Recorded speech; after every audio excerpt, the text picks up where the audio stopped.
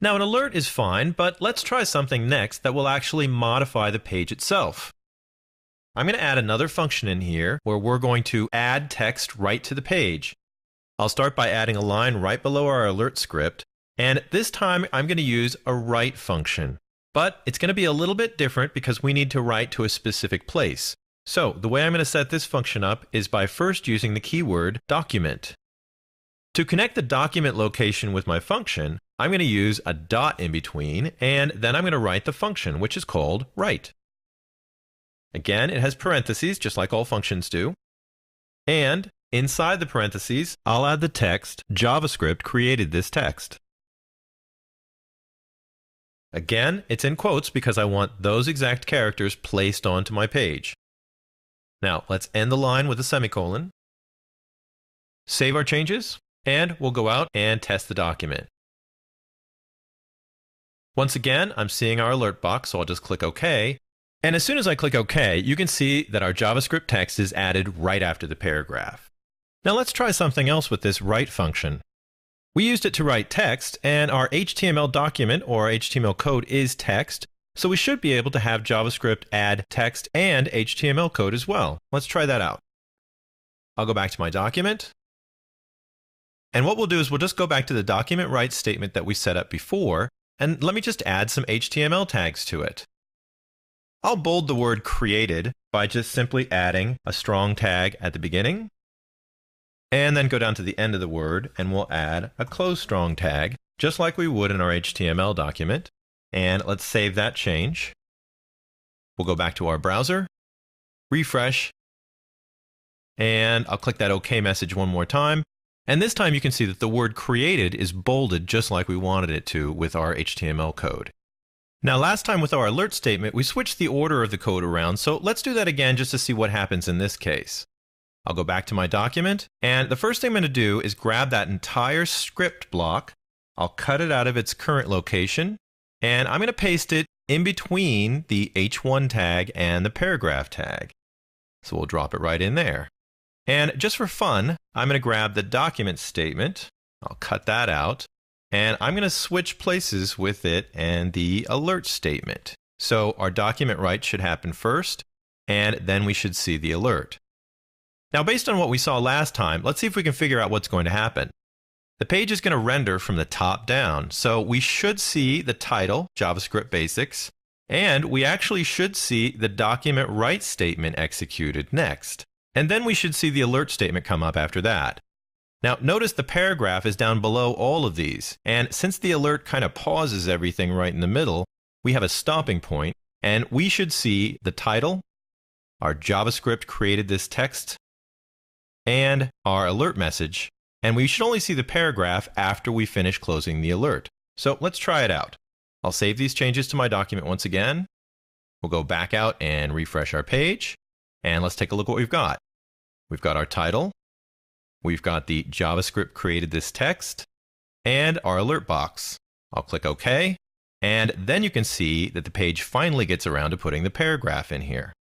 You'll also notice that since we had our document write statement before the paragraph, that's actually where the code was written. So not only do we need to remember the fact that the code renders on the page from the top down, but also when we're using the document write function, we need to make sure that we place that inside the code where we want the text added. And in this case, that would be before the paragraph block. Now, while we're here, we can try out another thing that's actually very important to JavaScript, but doesn't really affect the code, and that is commenting. I'm sure you learned how to comment in HTML, and JavaScript also has a commenting method as well. So let's try that out. For instance, on our page, I'm a little tired of the alert, and I could just delete that line, but if I went in and added a comment mark to the very beginning of it, that would be // then our JavaScript executor will actually ignore this line completely. Let's try it. I'll save the change. We'll go and refresh the page.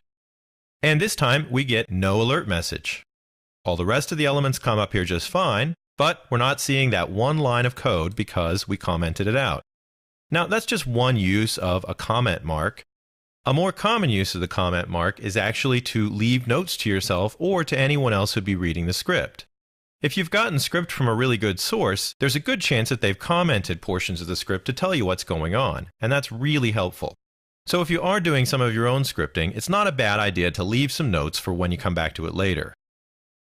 I could leave a note right in here by using my comment mark, // and then following it with whatever I want the comment to be. How about this next statement writes JavaScript to the page? Now, once again, that's going to be ignored by the JavaScript processor, that one line there that we've added in there, and that's just simply a note to myself. Now, there are a couple of other ways that you'll see people use comments inside of their documents, so I might as well show you them as well. For instance, if you're trying to add a comment that goes on more than one line, you can just use another line of the double slashes. So I'll do that here, // This is also a comment. But if you have multiple lines, this can be kind of tiresome. So we have another alternate way that you can mark an area as a comment so that it'll be ignored by the script processor. And that is, instead of using // at the beginning of my comment, I'll change that to /*. And to signal the end of a comment, I can do it over multiple lines. I'll just remove the // from the beginning of this line, and I'll drop in the opposite of what we typed before. This will be */. And that signals the end of a comment. And in between those two characters, you can have as many lines as you want.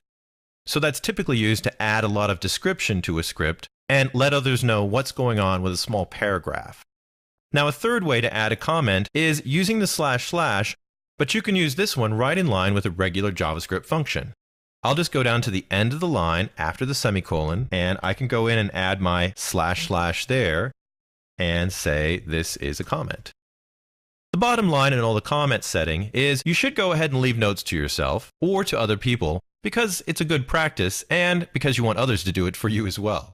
With all the comments I've added, I'm just going to do one more save of the page, and when we go back and refresh the page, we shouldn't see any of that text that we added. In fact, JavaScript and the HTML on the page is doing exactly the same thing it did before. It's just ignoring all those comments that we've added.